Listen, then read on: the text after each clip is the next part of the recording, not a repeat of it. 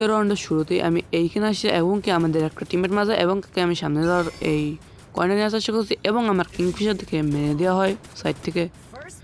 তো আমাদের এখনও দুটো টিমমেট বাকি আছে, এনিমিদের 3টা, একটা ডাউন, আমাদের একটা মারা গেছে এখনই।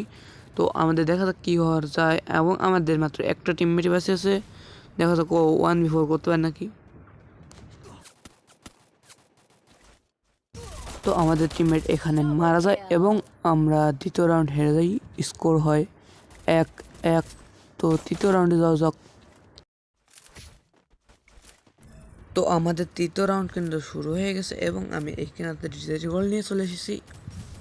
ওই জায়গায় একটা এনিমি ছিল তাই আমি একে মারতে গেছি, এখন দেখা যাক কী হয়।